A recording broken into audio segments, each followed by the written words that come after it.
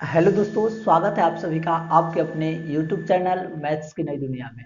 दोस्तों, आज के इस वीडियो में हम बात करेंगे क्लास 10 एनसीईआरटी केमिस्ट्री का, जिसमें हम लोग अम्ल, क्षार एवं लवण के बारे में पढ़ेंगे। और इसके चैप्टर के अंदर जो जो टॉपिक है उन सारे टॉपिक को पढ़ेंगे। तो आपको पढ़ना क्या है, आप ये देख लीजिए कि पहले हम लोग ये जानेंगे अम्ल क्या है, क्या होता है, इसकी उत्पत्ति अम्ल शब्द की कैसे हुई है, अम्ल का क्या गुण होता है, अम्ल के साथ क्षार और लवण की अभिक्रिया कैसे होती है, उसके बाद अम्ल का उपयोग क्या है। ठीक इसी तरीके से क्षार में पढ़ेंगे, फिर इसी तरीके से हम लोग लवण में पढ़ेंगे। और ये भी जानेंगे कि लवण के कौन कौन से जो प्रमुख जो यौगिक का निर्माण होता है उन सभी को हम लोग आसान तरीके से पढ़ेंगे, जो आपको 10th क्लास के लिए बहुत ही इम्पोर्टेंट है। इसके अलावा अगर आप 10th क्लास के बाद किसी एंट्रेंस एग्जाम को देते हैं जहां पे 10th क्लास का अम्ल, क्षार और लवण चैप्टर है, तो आपको वहां पे भी बहुत हेल्प मिलेगा। जैसे कि जिसको आप कहते हैं कंपटीशन के एग्जाम, बिल्कुल वहां पे आपको बहुत ही फायदेमंद होगा। तो इस वीडियो में आप देखिएगा अम्ल, क्षार और लवण के बारे में। इस ये चैप्टर नंबर क्या है हमारा, 2 है। इससे पहले साइंस का एनसीईआरटी का चैप्टर नंबर 1 रासायनिक अभिक्रिया एवं समीकरण को जिस मैंने पूरा पढ़ा दिया है, उसका वीडियो अगर आप चाहते हैं तो वो एक ही वीडियो में मैंने पूरा कराया था। उसका लिंक यही नीचे डिस्क्रिप्शन में दिया गया है। बात ये रही, इसके अलावे भी आप इस चैनल पे मैथ बिल्कुल बेसिक से एडवांस लेवल तक पढ़ सकते हैं। 10th क्लास के लिए भी स्पेशल मैथ पढ़ सकते हैं, स्पेशल कंपटीशन के लिए भी आप पढ़ सकते हैं। तो हमारा जो टॉपिक है अम्ल, क्षार और लवण, ये चैप्टर का नाम है, जिसमें हमें एक एक करके पढ़ना है। तो सबसे पहले हम लोग जो पढ़ेंगे अम्ल के बारे में, इंग्लिश में इसको एसिड कहते हैं। ठीक है, इंग्लिश में इसको एसिड कहते हैं। अब हम लोग जानते हैं ये एसिड शब्द की उत्पत्ति किससे हुआ है। तो जो ये एसिड, अम्ल शब्द की जो उत्पत्ति हुई है, इसको इंग्लिश में एसिड कहते हैं, ये एसिडस से हुआ है। एसिडस से हुआ है, जो क्या था, एक लैटिन वर्ड है, जो एक लैटिन वर्ड है, यानी कि लैटिन शब्द है। उस लैटिन शब्द से इस एसिड की उत्पत्ति हुई है, जिसका अर्थ होता है अम्ल। आखिर इस एसिडस का मतलब क्या होता है, तो इसका मतलब होता था सोर। ठीक है, इसका मतलब होता है खट्टा। तो आपने क्या समझा कि अम्ल, एसिड जो अभी हम लोग पढ़ रहे हैं, ये एसिडस शब्द से इसकी उत्पत्ति हुई है, जो एक लैटिन वर्ड है, और उसका एसिडस का मतलब सावर, मतलब खट्टा होता है। तो चलिए अब इसके आगे हम लोग अध्ययन करेंगे कि आखिर अम्ल किसको कहेंगे, फिर अम्ल कौन कौन होगा जो अम्ल होगा, अम्ल का गुण कौन कौन सा होगा, अम्ल का उपयोग कैसा होता है, तो उसको हम लोग अध्ययन अब करेंगे।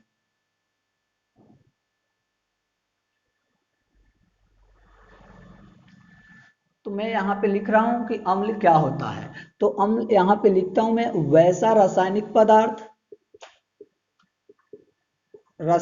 पदार्थ जो स्वाद में खट्टा होता है, जो स्वाद में खट्टा होता है, जो ब्लू लिटमस यानी कि नीले लिटमस को लाल में बदल देता है, और जल में घुलकर H+ आयन देता है, उसे अम्ल कहते हैं, उसे अम्ल कहते हैं। यानी कि वैसा रासायनिक पदार्थ जो स्वाद में खट्टा होता है, जो नीले लिटमस को लाल में बदल देता है, और जल में घुलकर H+ आयन देता है, उसी को क्या कहते हैं, अम्ल कहते हैं।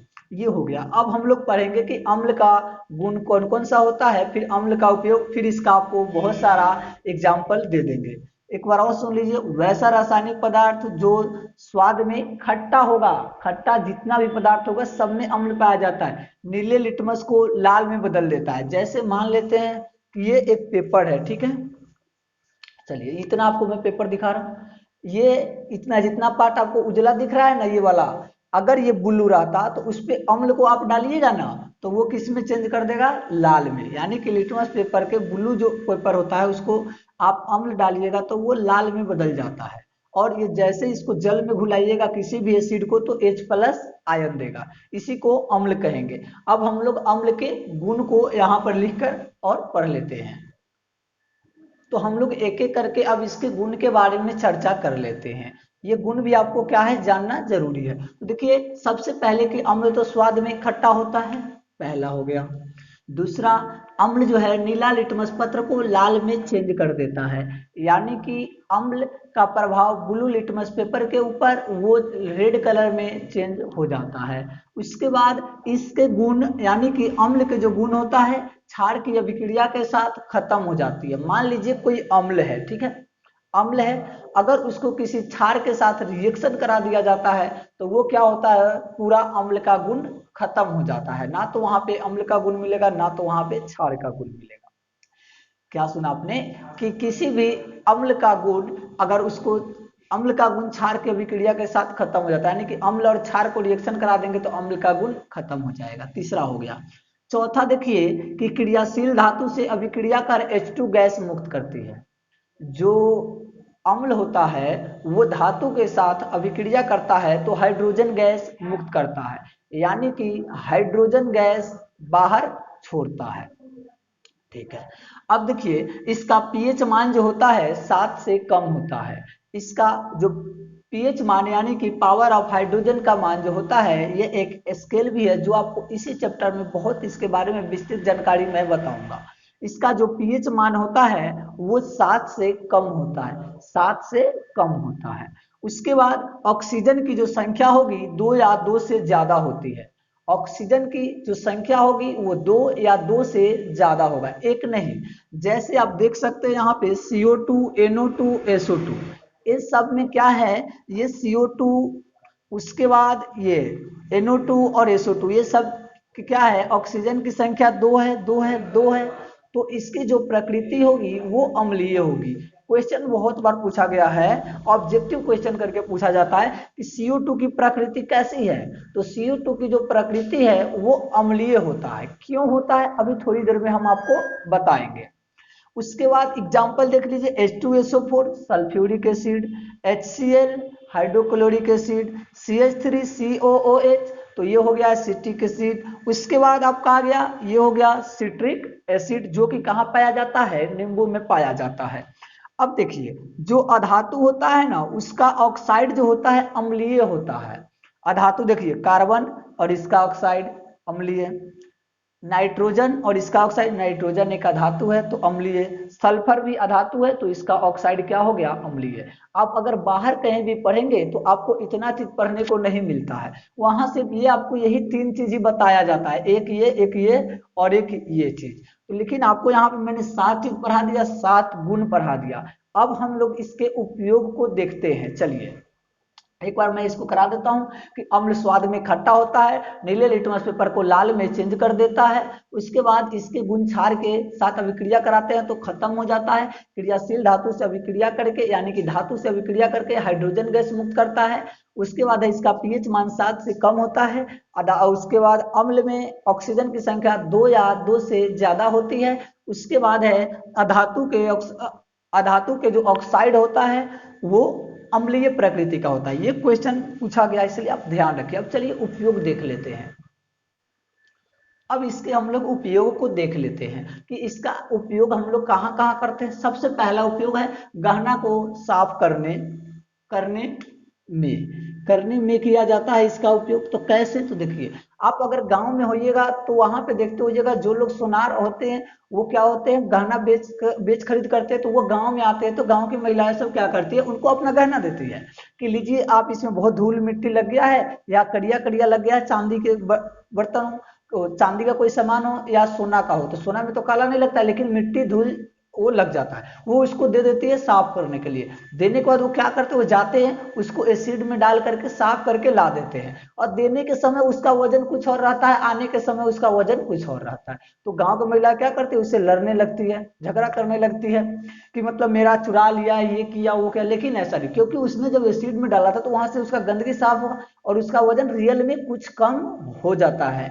तो पहला गहनों को साफ करने में, दूसरा है बाथरूम की सफाई करने में, वहां भी एसिड का प्रयोग किया जाता है।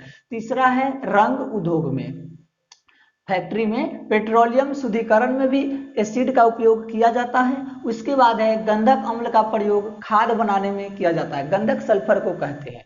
उससे जो युक्त निर्माणित किया हुआ अम्ल जो होता है वो खाद बनाने में यूज किया जाता है। उसके बाद है नाइट्रिक अम्ल का प्रयोग विस्फोटक पदार्थ को बनाने में किया जाता है। नाइट्रिक एसिड मतलब HNO3 का प्रयोग विस्फोटक पदार्थ बनाने में किया जाता है, जैसे बम, गोला बारूद। विस्फोटक मतलब क्या होता है, सीधा जो विस्फोट करता है वैसा। इसके बाद मैं आपको एक और चीज बता दूं, जो अम्लों का राजा कहा जाता है ना, अम्लों का राजा, ये होता है H2SO4, जिसको हिंदी में आप कहते हैं सल्फ्यूरिक एसिड। क्या कहते हैं, सल्फ्यूरिक एसिड। ये क्वेश्चन भी आपसे पूछा जा सकता है ऑब्जेक्टिव में, और पूछा गया भी है। अगर ऑब्जेक्टिव क्वेश्चन आपके एग्जाम में आते हैं किसी भी बोर्ड के आप, तो वहां देखिए, या एक नंबर वाले जो क्वेश्चन आते हैं वहां भी ये क्वेश्चन आपसे पूछा जा सकता है।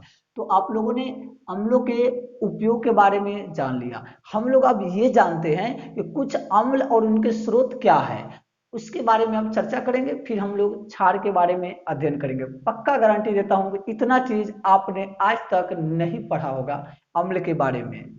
तो अब इन सबको हम लोग देख लेते हैं कि ये अम्ल जो है वो कहाँ से ये इसकी प्राप्ति होती है या कहाँ से ये निकलता है। तो देखिए, जो फॉर्मिक अम्ल होता है वो जो होता है चींटी या मधुमक्खी के डंक में पाया जाता है, चींटी के डंक में, ठीक है, या मधुमक्खी के डंक। अब डंक का मतलब क्या होता है, देखिए, कभी कभी आप कहीं जा रहे होते हैं घास फूस वाले जगहों पे, तो वहां पे आपको चींटी काट लेता है। तो चींटी काटता है तो आप क्या कहते हैं कि असली में चींटी काटा है, लेकिन ऐसा होता नहीं है। चींटी क्या हुआ है, जब आपके शरीर से उसका संपर्क हुआ है ना, तो वो आपके शरीर में क्या हुआ है, फॉर्मिक अम्ल छोड़ दिया है। इसी की तरह से विष विषाने लगता है। विष विषाने का मतलब समझ रहे हो, मतलब बहुत ज्यादा, आप जैसे सांप काटता है तो जहर छोड़ता है ना, वैसे ही चींटी क्या करता है, आपके शरीर में ये फॉर्मिक अम्ल छोड़ देता है, और यही क्या होता है, विष विषाने लगता है आपको। तो आप कहते हैं हमको चींटी काट लिया, और उसको क्या करते हैं, लाते मार उड़ के खोना करना कर देते हैं, मतलब उसको समझिए खत्म ही हो जाना है चींटी को, दोबारा वो काहेला रहेगा। उसके बाद आपका जो यूरिक एसिड होता है, ये जो होता है आपका, ये यूरिन या आपके पेशाब में जो होता है वो यूरिन एसिड होता है। उसके बाद टैनिक एसिड, देखिए ट से टैनिक और ट से टी भी होता है। टी मतलब चाय, ध्यान रखिएगा, ट से टैनिक और टी से चाय भी होता है, चाय में पाया जाता है, ठीक है। उसके बाद आपका आता है मैलिक एसिड। मैलिक एसिड जो होता है वो फल में पाया जाता है, फल फल में पाया जाता है, या कच्चा सेब में भी यही पाया जाता है, ठीक है, ध्यान दीजिएगा।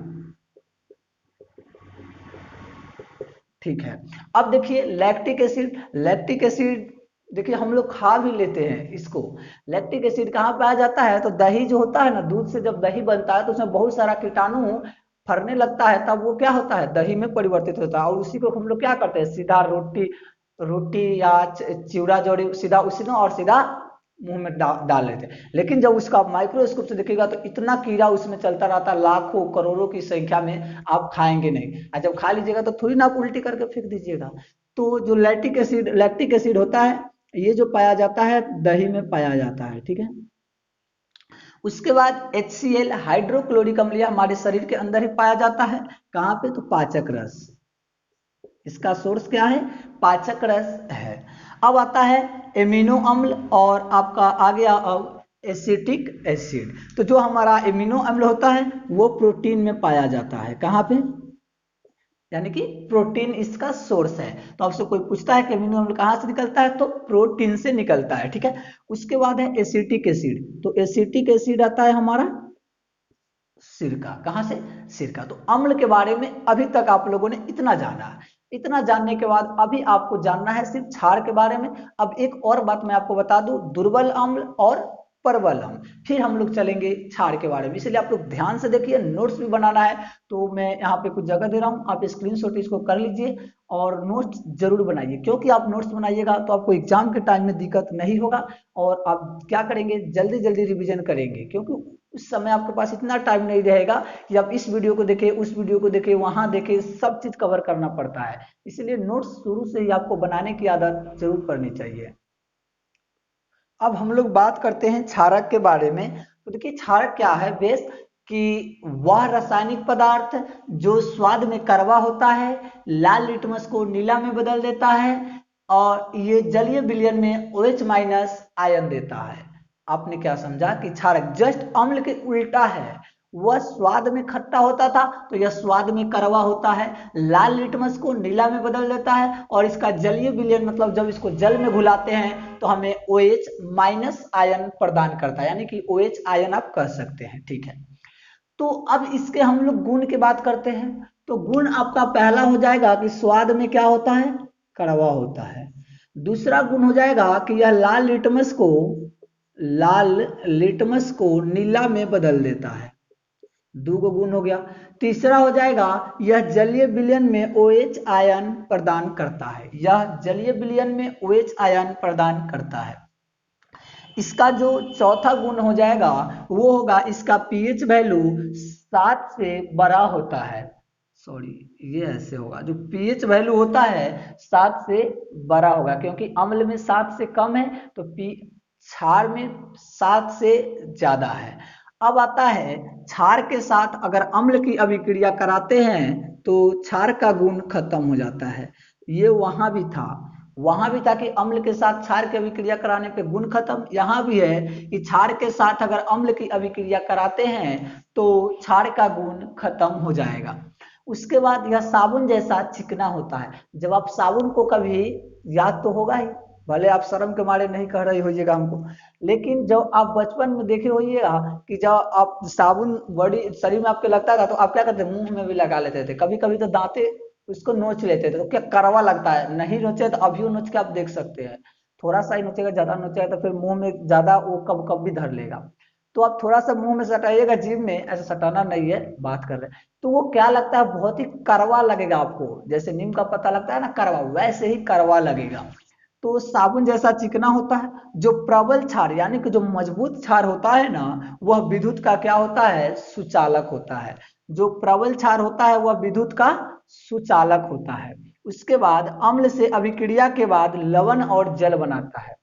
अम्ल से अभिक्रिया करने के बाद यह लवण और जल बनाता है। सुनिए एक बार, यह स्वाद में कड़वा होता है, लाल लिटमस को नीला में चेंज कर देता है, ये जो जल में घुलकर OH माइनस आयन देता है, इसका पीएच वैल्यू 7 से ज्यादा होता है, क्षार के साथ अम्ल का गुण खत्म हो जाता है अभिक्रिया कराने पर, साबुन जैसा चिकना होता है, जो मजबूत क्षार होगा वह विद्युत का सुचालक यानी कि उससे विद्युत पास होगा। उसके बाद अम्ल से अभिक्रिया के बाद लवण और जल बनेगा। ठीक है, अब हम लोग इसके उपयोग और इसके एग्जाम्पल्स को देख लेते हैं, तो आप वीडियो को एंड तक देखिएगा, बहुत ही इंटरेस्ट आएगा। अब हम लोग इसके उपयोग के बारे में जानते हैं कि क्षार का उपयोग क्या क्या होता है। तो देखिए क्षार का उपयोग, चूना क्षार का उपयोग जो होता है मकान को पुताई करने में, जैसे आपको तो दिखाई दे नहीं रहा होगा शायद, नहीं दे रहा है, ठीक है, जैसे ये घर भी रंगा हुआ है, उजला चूना से क्या किया गया है, रंगा गया है, तो पुताई करने में, जल के कठोरता को दूर करने में इसका उपयोग किया जाता है। अगला है जल में जो कीटाणु होता है उसको भी मारने में क्षारक का उपयोग किया जाता है। अभी नहीं, चूना वाला क्षारक के नहीं, जब जल में कीटाणु को मार देगा तो पिएगा कैसे, मतलब क्षारक बहुत सारे न है, आपको एग्जाम्पल आ रहा है नीचे, वहां पे देख लीजिएगा। जल को शुद्ध करने में किया जाता है, क्योंकि जल के कीटाणु को तो मार दिया, कठोरता भी दूर कर दिया, मतलब क्या हो गया, ये मतलब शुद्ध जल हो गया। अब देखिए एग्जाम्पल होता है NaOH, KOH, NH4OH, CH3COOH और CH3CaOH, ये दोनों क्या है, नहीं। ऐसे आप सोचिएगा कि कहीं ए ना ओ में OH था तो ई, हम बोले थे ना OH आयन देता है, लेकिन ये जल में घुलेगा तो नहीं, यहाँ देखो डबल OH है और यहाँ क्या है, CHO है, तो ये दोनों क्या है, क्षार नहीं है, ये तीनों है, सोडियम हाइड्रोक्साइड, पोटेशियम हाइड्रोक्साइड, ये सब है। अब बात आता है इसके बाद सांद्र अम्ल और प्रबल अम्ल का। तो देखिए सांद्र अम्ल या प्रबल अम्ल एक ही हो गया।